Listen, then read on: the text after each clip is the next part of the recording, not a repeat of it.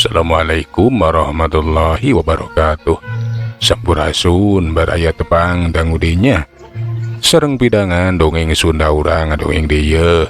Urang neraskeun hanca dongeng anu katunda kadayan ngabantu jejara carios Si Toeng Raja Copet.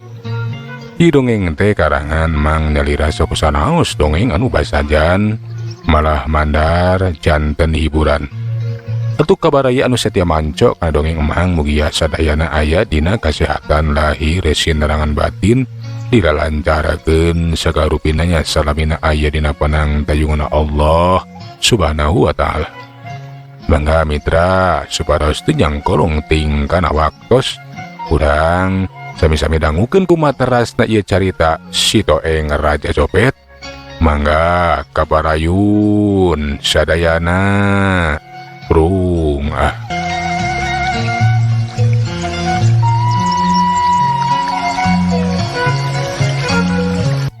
Mitra kaum dangu najan kicuhana teh sakituhan jaluna, tapi teu bisa kukumaha kangaranan cijakana ge geus kabur duka ting ka mana.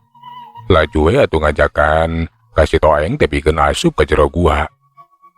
Kasampak di lawang gua teh geus nungguan nyiratna nu ngabagiakeun sanyana mah. Eta nyiratna oge ngabandungan kejadian anu lumangsung tadi. Pikeun nyiratna mah reuas kareunakeun untung we cenah kaburu aya Si Toeng anu maledog ka eta si Jakalaksana. Cacak-cacak lamun elat mah aduh kating kumaha nasibna nu jadi bapana teh. Kumaha Pak? Nah bapak teh kuna naon? Alah nya teu naon nyai. Untung we kaburu aya Si Toeng. Geus sangga teh si kurang ajar teh si Jakalaksana. Geus hianat dasar murid Bangkar Warah. Nya nuhun Pak Ari teh kuna naon mah. Bangun hanjakal we tah. Si kurang ajar teh kabur-kabur. Nya nu penting mah bapak teh teu kuna naon Pak.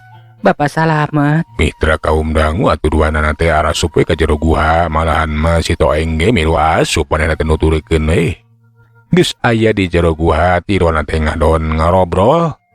Ari nu jadi bahan obrolan teh tayalian dinginaan si Jakalaksana anu cenah ku kaburna eta si Jakalaksana. Kang tuwe bakal ngabahayakeun bikeun kasalamatan komplotan kalong bodas. Bisa jadi eta si Jakalaksana teh bakal balitungan. Kan wae lain ku cara datang langsung ka eta patempatan, tapi ku cara licikna manehna bakal ngucah ngace atawa bisa wae laporan kanu berwajib. Naan Si Toeng jeung di mana dumuk matuna komplotan kalong bodas. Tah jadi kitu euy nyai. Keur bapa mah hariwang eta si kurang ajar teh tah. Laporan kanu berwajib. Lamun Si Toeng teh aya di dieu, oge komplotan urang teh pasti bakal diteangan kudu berwajib. Apaan cilaka? Nya kada kituna teh Pak. Pasti eta si Jakalaksana teh bakal ngunek-ngunek bakal balitungan ka urang. Dan bae kapan aing geus kanyahoan mah sifat-sifatana anu jahat licik tangtu bakal ngahalalkeun sagala cara.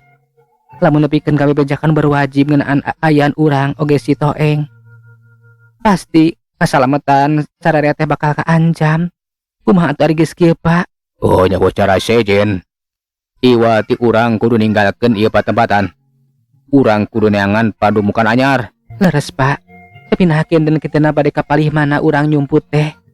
Nya gaduh padumukan anu anyar. Oh. Urang ka belah kidul weh. Kaban di belah kidul teh aya pileuweungan. Urang cicing di dinya weh. Ari bapa mah boga keyakinan eta tempat teh mangrupakeun tempat anu nyamuni. Nya saya atuh ari kitu mah. Ari parantos aya pikeun pitempateun urang mah. Tah ayeuna ka maneh Toeng. Maneh ulah coba-coba keluar. Pikeun ngalakukeun tindakan nyaeta nyopet saeulanan mah. Sabkayan maneh teh aman geus kanyahoan ku jalma loba. Jeung di pihak kepolisian pasti moal cicingeun bakal neangan maneh. Nya bener pisan. Uing mah bisa luasa. Sok najan uing bisa mancala putra mancala putri bisa nyamarkeun paningali musuh. Tapi kasalamatan urang oge kudu dijaga. Memang bener. Bisa wae eta si Jaka teh ngabejakeun kayaan urang di dieu. Ku kituna awal akhir oge urang teh bakal kacangkalak. Oh bener pisan. Jadi ayeuna mah haye orang segancar ngatinggalkeun ieu batambatan. tuturkeun deweknya maneh kudu nurut sia Toeng. Ih, ari uing mah bakal nurut wae kadunungan. Kamana wae init baku uing bakal dituturkeun. Gitu mitra obrolan Ki Juhana. Si Toeng pon kitu nyeratna. Lamun maraneh teh kudu segancangan ninggalkeun eta guha. Sabdi anggapna teh geus hanteu aman. Atuh kuragi duwe tiluanna teh. Manehna teh barang kas sagala dibawa. Nu utama mah nyaeta bebeunangan hasil nyopet kayak kianing duit jeung perhiasan di kemol wae mitra. Tiluanna teh hanteu ngadagoan anak buah anu sejena. Sabab lamun dilakuan ge pasti bakal lilah bisi kaburu datang anu berwajib. Sabab saanyana eta si Cakalaksana teh langsung we maneh teh nyeun laporan ka pihak kepolisian lamun si Toeng teh cenah kapanggih di Gunung Pugur aya di jero guha malahan mah jeung komplotan Kalong Bodas. Atuh pihak kepolisian langsung bur-bur we ngacuk-cuk moro ka eta patempatan pikeun si Cakalaksana manehna teh geus ngarasa yakin lamun Ki Juhana pon kitu di si Toeng teh bakal kacangkalak. Hahaha. Rasakeun sia Juhana. Oge sia Toeng. Oge si Ratna. Bakal katewak, bakal kacangkalak. Dewek engke nu bakal ngawasa di eta batebatan. Dewek nu bakal jadi pupuh komplotan Kelong Bodas. Sabada menang laporan eta pihak kepolisian teh atuh meuni bergerak cepat lamun ceuk ayeuna mah.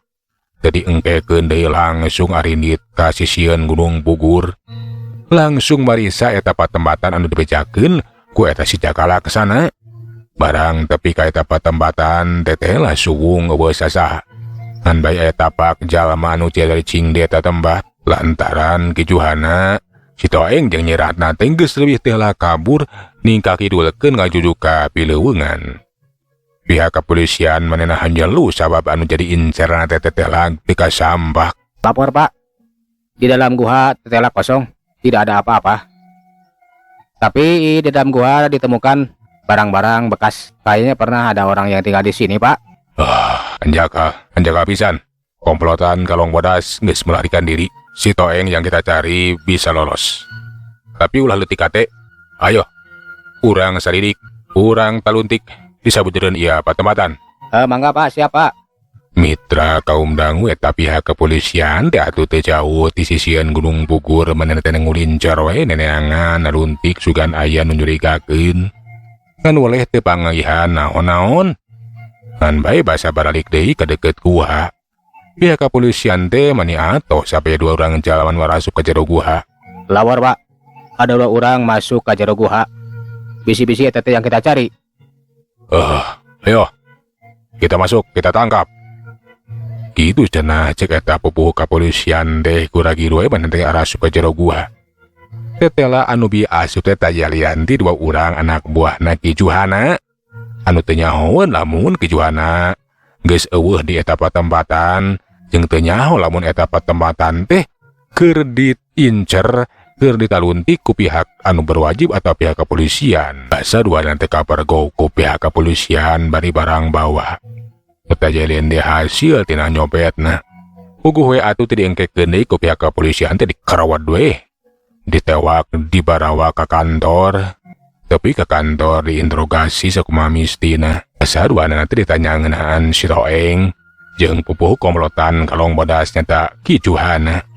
Duana teh teu nyaho naon da puguh teu apaleun ka manajikna ka manolos dengan nganyakeun we lamun Ki Juhana memang pupuh komplotan Kalong Bodas. Pon kitu di si Toeng nu jadi anak buahna. Ampun, Pak. Ulah disiksa. Muhun abi terang eta pupuh komplotan teh. Muhun komplotan Kalong Bodas teh Ki Juhana oge si Toeng teh anak buah rencangan abdi keneh, Pak. Alus. Lamun maneh ngaku komplotan Kalong Bodas oge nyaho kana pupuhna oge si Toeng. Ayeuna bejakeun. Bejakeun di mana eta 2 urang jalma. Perkawis eta mah jisim abdi ge teu terang puguh uih ka guha teh bade setawar ke Ki Juhana. Tapi tos teu kasampak. Kapan kabujeng ditewak ku Bapak saparakanca tak kitu seun. Jawab atuh sia maneh ngomong lah cicing bae.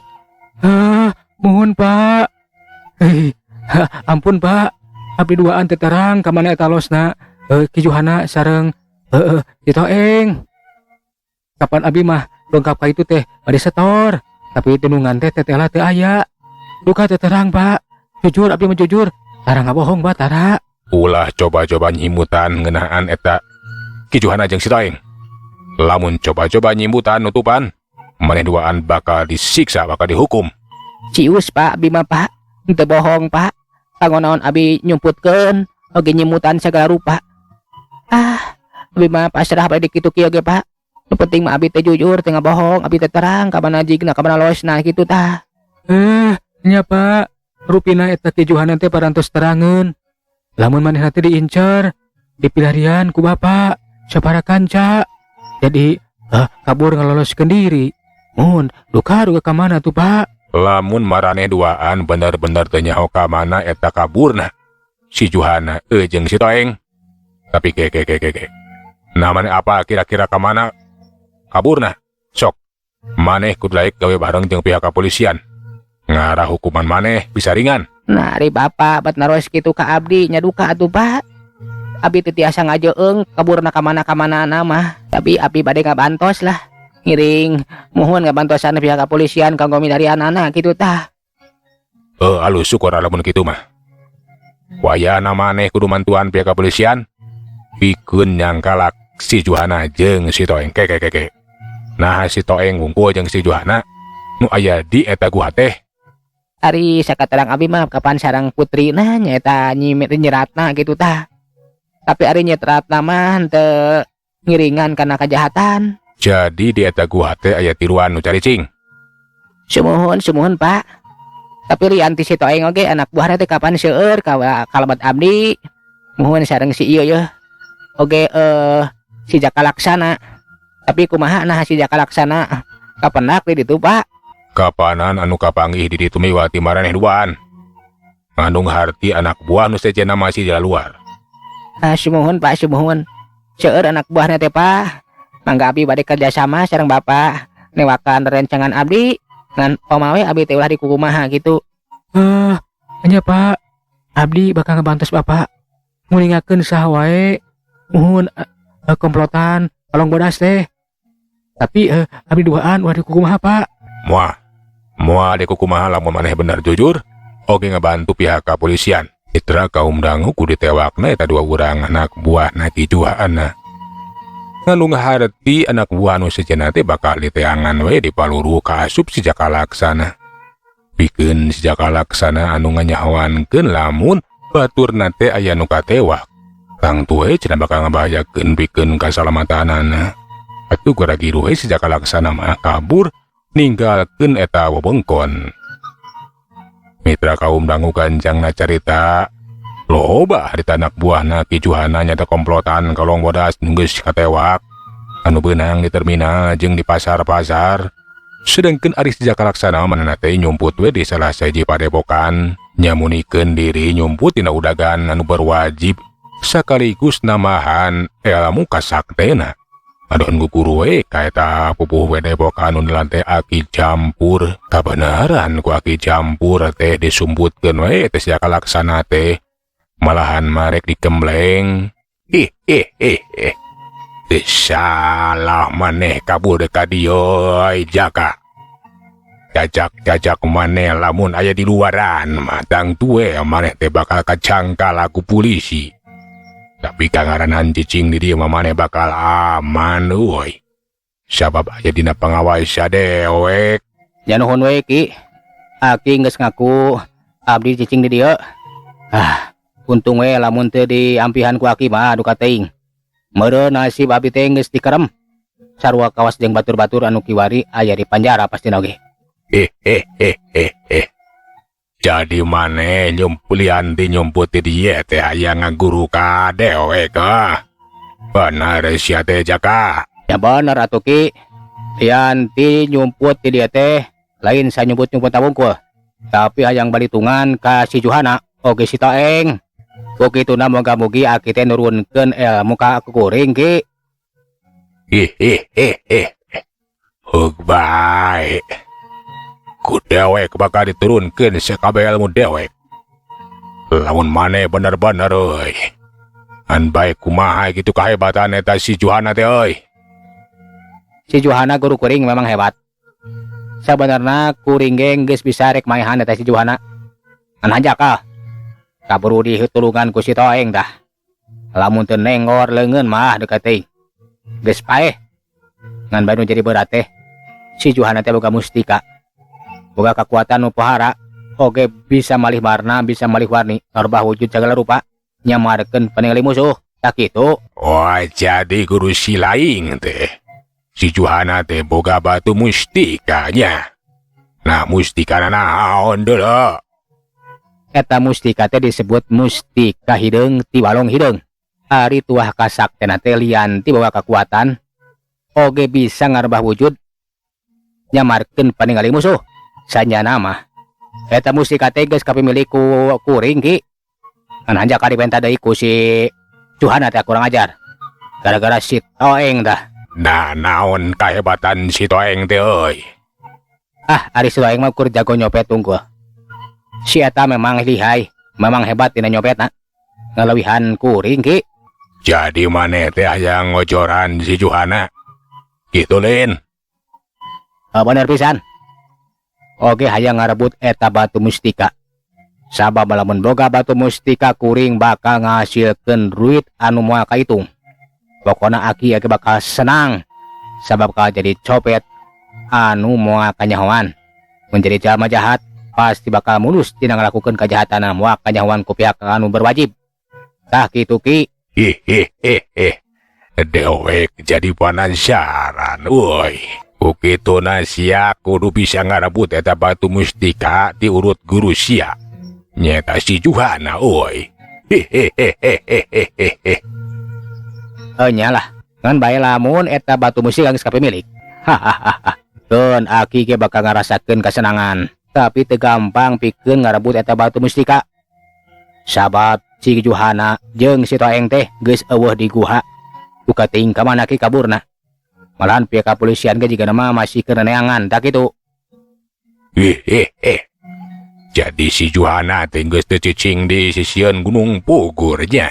Geus kalabur kitu. Leres pisan ki, pasti geus kalabur.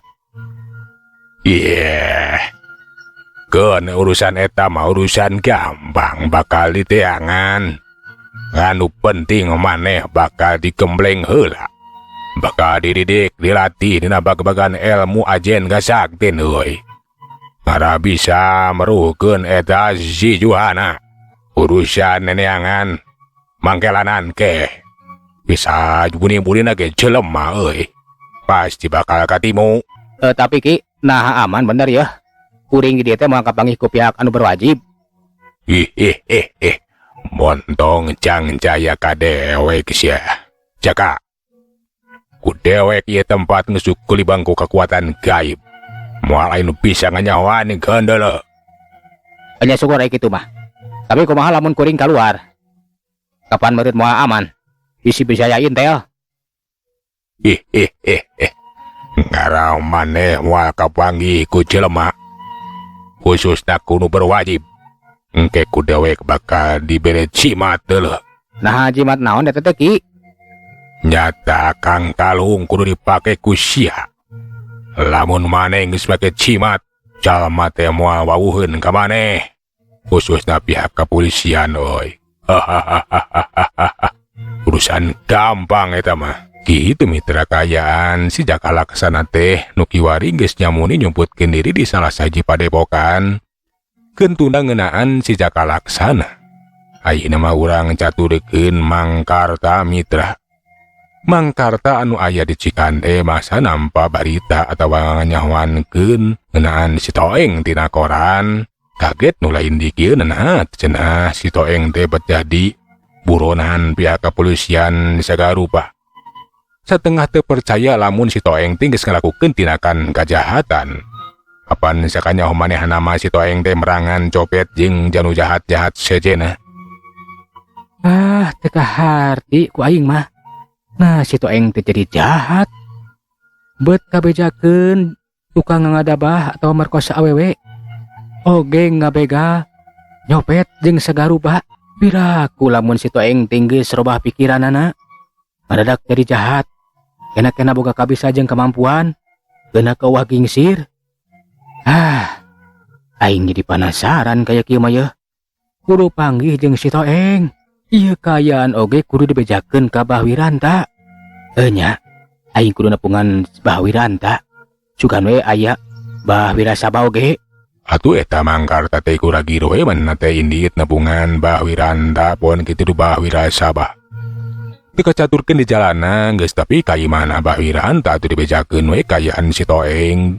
Dina koran geus ear di mana-mana. Geus ibur di unggal lembur.